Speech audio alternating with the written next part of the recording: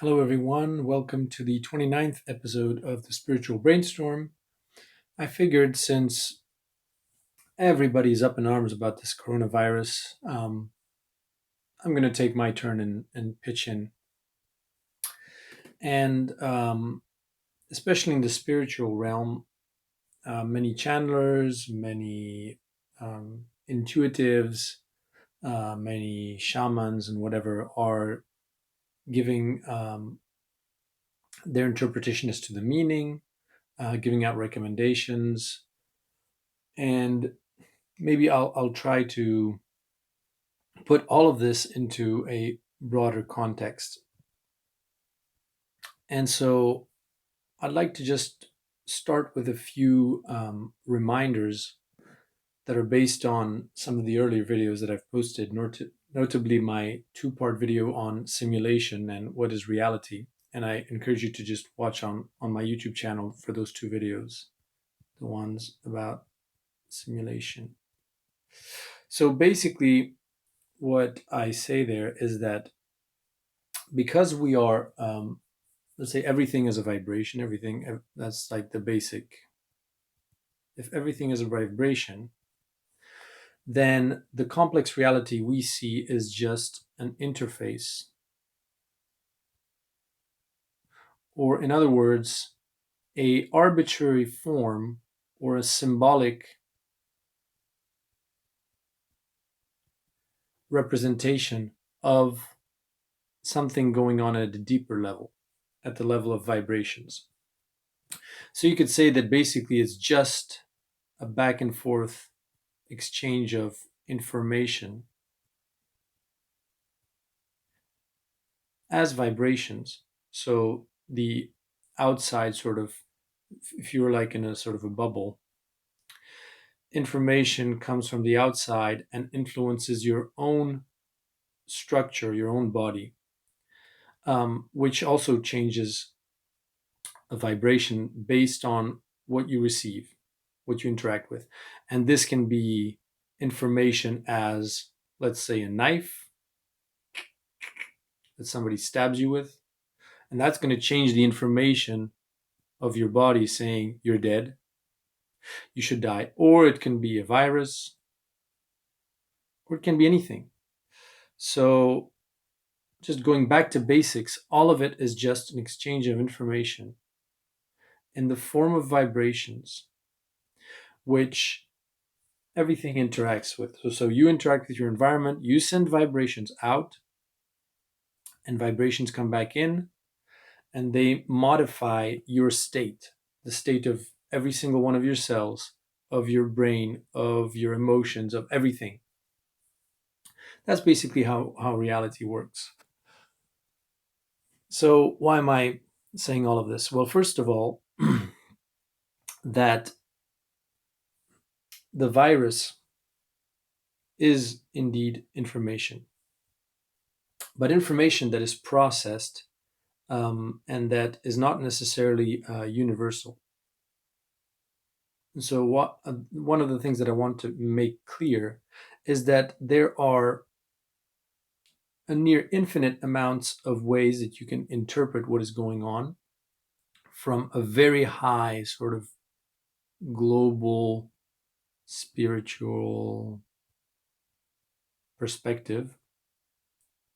That's like a cosmic kind of interpretation. Then you have, layers upon layers that go into the granular until the individual. At the individual, even for you as an individual, for instance, the coronavirus can have a very specific information for you personally, for your own life in this sort of reality. For instance, it can help you rekindle the lost relationship with your grandparents, or it can point you into the direction of, say, putting certain fears that you had, bringing certain fears that you had to your attention, to your consciousness. question your job.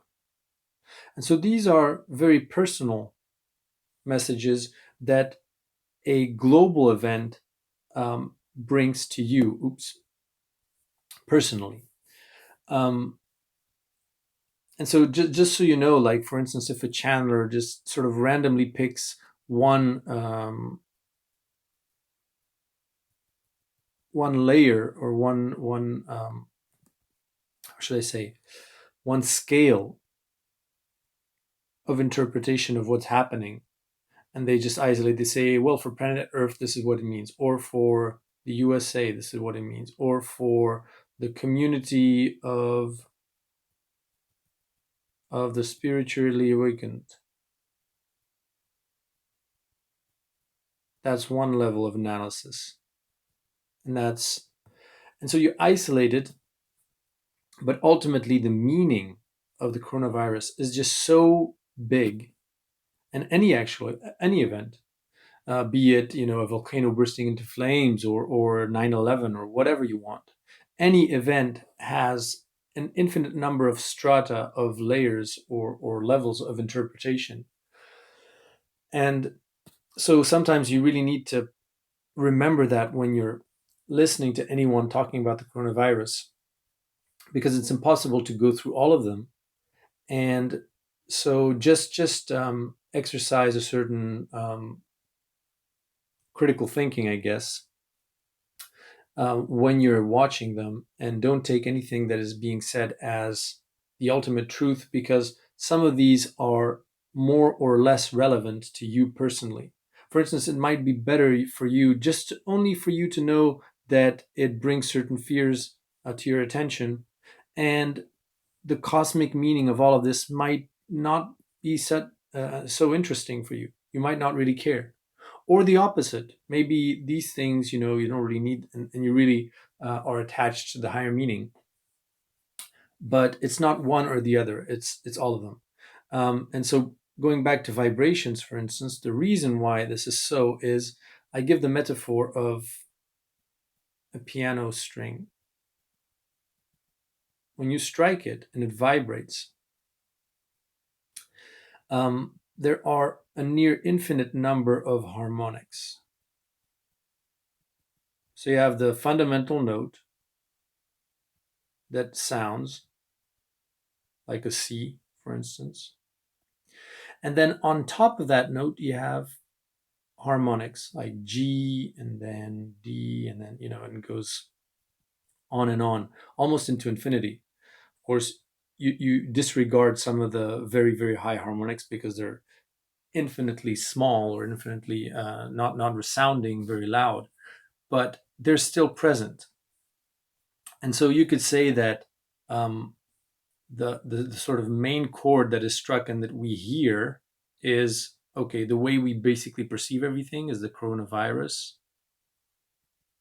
epidemic. Okay, that's the way we sort of hear it consciously. But then on deeper and deeper and deeper subconscious levels, you have deeper and deeper meanings to all of this, which is not just the 3D manifestation or the way that we actually experience it. Um, One other thing that is really important is clarify your beliefs.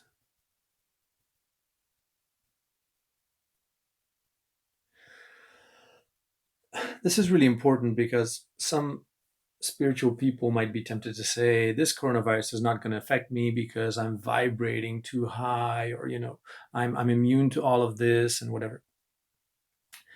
Don't forget that that's what your conscious self says. Sometimes your ego, that's what your ego wants to think.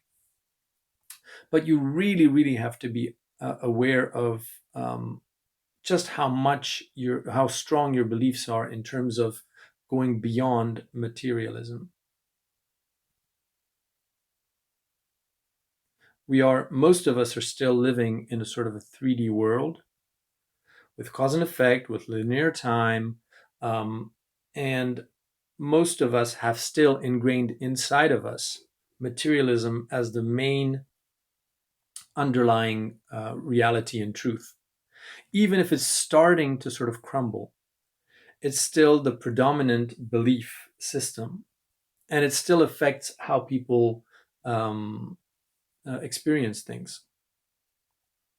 And so, if you're not honest with yourself about just how much you've deconstructed the materialist belief and how much you've shifted into all of this kind of spiritual awakening and awakening to a higher kind of reality and consciousness, then you might be fooling yourself in terms of just how resistant you are to what can affect you in the 3D in the 3D world. So um, it makes me think of I think this anecdote from Bruce Lipton, who said that there are communities out there that get together and drink poison, and their belief is so strong that it's not going to affect them, that they're okay.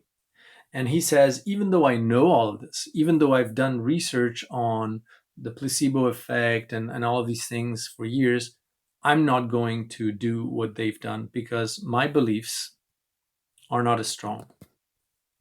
Now, just to give you a metaphor in terms of interfaces, it's as if you were fooling yourself that you were running Windows 10 with the latest patch update, and you were not exposed to a certain virus, a real like computer virus going around, when actually you're running Windows 7 with just a sort of how should I say, like a mod, like a sort of artificial modification to have an interface that looks like Windows 10, but actually, the actual software running in the background is Windows 7.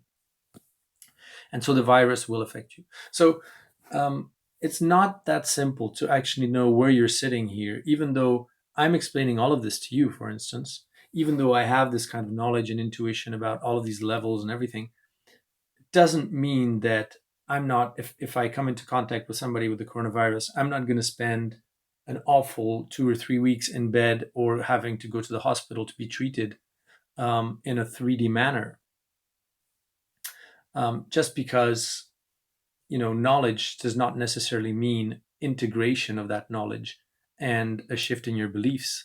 It took 200 or 300 years for us to move from sort of a monotheist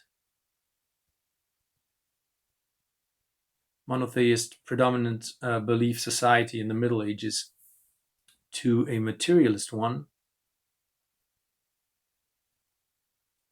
with so many things happening to help in the shift. For instance, all the technology, all of the experiments, all the research. And in terms of deconstruction of materialism and going beyond that into something more spiritual, more quantum, more 5D, some people would say. Where is the evidence yet? Where are all the experiments? Where is all of that is still very theoretical, very hidden, not in not in the open world for everyone to see. And so it's still early days. Our minds are not necessarily ready yet. I mean, like I said, I mean, the monotheists had so many things to sort of help them with that shift in their own consciousness. Be it the first manned flight, going to the moon. I mean, the progress in science. All of these things were real, and the experiences, the actual experiences that we have based on this new paradigm are still very few. So, I mean, all of this just to say, still exercise caution. Don't think you're above any of this and saying, yeah, I'm 5D, it's not going to affect me. No, just still exercise a little bit of common sense. Now, in terms of the readings here, the levels,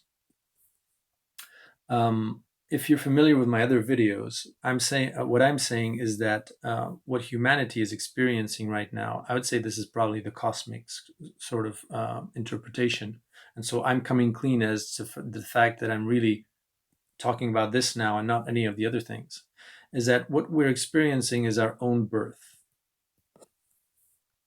So we've kind of replicated the process of birth that we all went through when we came out of the womb of our mothers, and now we're replicating that at a global level. And there's a video I've done which is the ultimate 3D to 5D.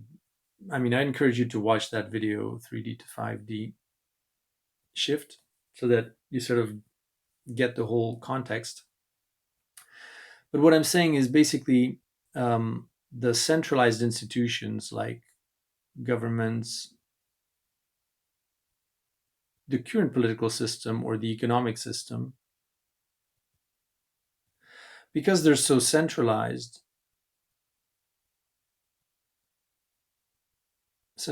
they're kind of like the placenta when you're still in the womb as a baby. All of the resources flow through the placenta, and if there's a problem with the placenta, then the baby can experience that as not having access to enough resources. Everything is mediated via that that organ.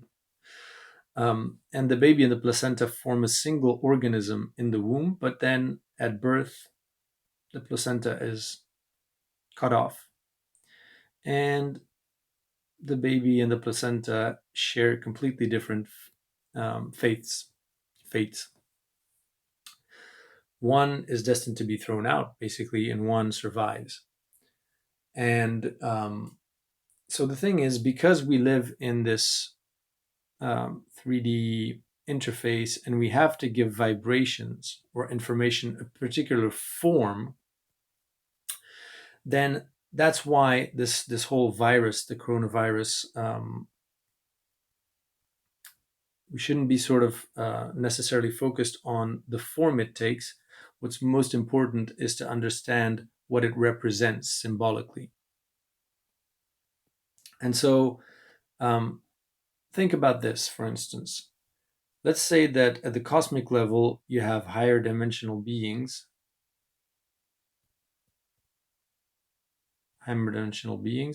and they have their own view on what's happening, and their perspective is the same as the doctors.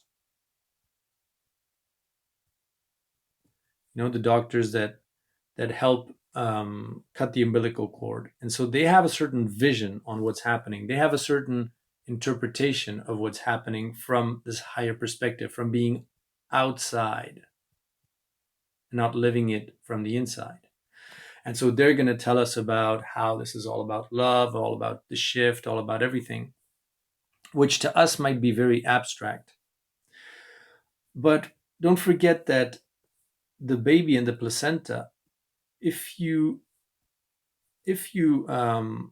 say that the cells of the baby and the placenta are conscious, just like we are conscious, and they have a sort of way of experiencing things, how do they experience the fact that once the placenta and the umbilical cord is cut, how do they experience that event, that experience? What form do they give that event? We are forced to give a form to whatever is happening on the outside, whatever information is sort of modifying our reality. We have to give it a form. And so whether it is World War III, four, whether it is trade wars,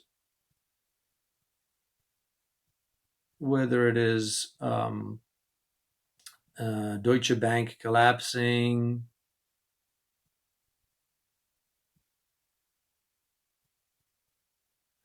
any of these events, which might seem completely different, are just one form that this global process of transitioning to another dimension can take.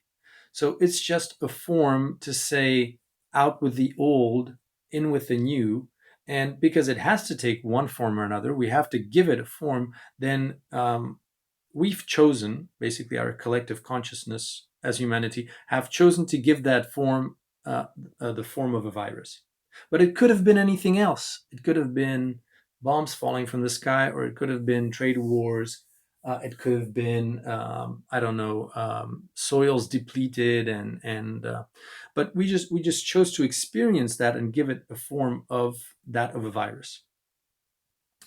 And it'll have so I don't know if I'm clear here, but just I hope this was interesting. This putting things into perspective, to more into a higher, bigger perspective, larger perspective, and of course saying that if there are plenty of different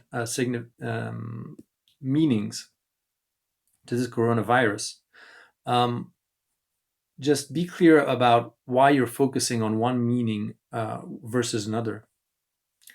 And just realize that whatever meaning you assign to it is whatever meaning you're looking for. And it can sometimes be something that you're trying to just reassure you, or reassure yourself, or just trying to understand what you're looking for there. Whether you're trying to escape certain fears, or you want to try to see things from above so that you have less anxiety. And that may be my case as well. I mean, the reason why I'm reaching for this deeper and higher, ultimate higher meaning, is that it's kind of reassuring. But to me, as an individual, as a human still stuck in this 3D linear time cause and effect construct, I'm still pretty scared. I mean, I'm still in sort of isolation, trying to see as little people as possible, and protecting my family, of course, because that's what's happening at my level. And I think the integration and the recognition of all of these different levels is what we need right now to put this in a broader perspective, and um, live in the 3D with this as the ultimate kind of vision and goal. Um, just as a sort of a motivation, like what awaits you at the end of the marathon. That doesn't mean that there are not going to be obstacles, or it's not going to be difficult. It's just, it's an extra sort of encouragement to move on and continue.